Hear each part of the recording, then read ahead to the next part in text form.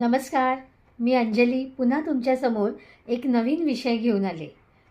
हां, पण विषय सुरू होण्यापूर्वी माझ्या या यूट्यूब चॅनलला लाईक, शेअर आणि सबस्क्राईब करायला मात्र विसरू नका. हं? चला तर आजच्या नवीन विषयाला सुरुवात करूया. आजचा विषय आहे गुलाबी थंडी. काय अंगावर एकदम काटा आला ना? आणि तुमचं मन भूतकाळात गेलं, बरोबर? अहो, मी ओळखते तुमच्या मनातलं.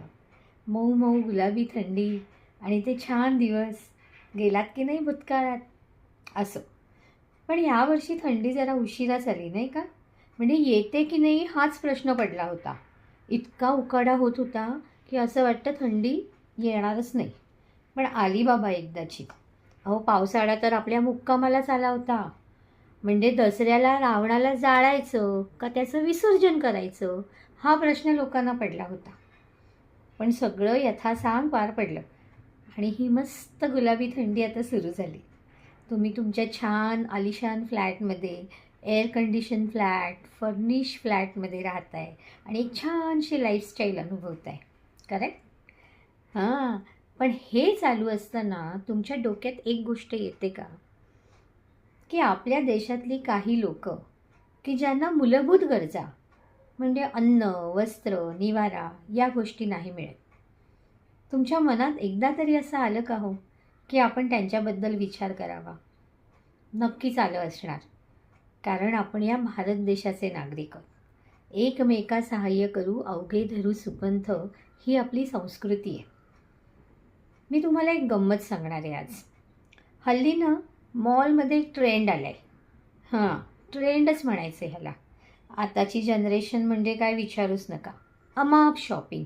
अहो, आत्ताच्या जनरेशनला कशाला, आपणही त्यातलाच एक भाग आहोत. कपड्यांनी कपाट नुसतं खच्च भरलेलं असतं, पण तरीसुद्धा तो एक शॉपिंगचा आनंद घ्यायला नाहीतर आपण मॉलमध्ये नेहमीच जात असतो. म्हणजे गरज नसताना देखील आपण कपडे विकत घेतो. आता याच मॉलमध्ये एक ट्रेंड आला आहे की जुने कपडे द्यायचे आणि नवीन कपडे घ्यायचे आणि मग त्याच्यावरती आपण जी काही 10-15 हजाराची खरेदी करतो ना, 1% डिस्काउंट मिळतं म्हणे. तुम्हाला आहे का हो इंटरेस्ट त्या 1% डिस्काउंटमुळे? कारण बघा, मॉलला जाण्यासाठी 200 रुपयाची रिक्षा, येता जाता 400 रुपये जाणार. काय अर्थ आहे हो त्या 1% डिस्काउंटला?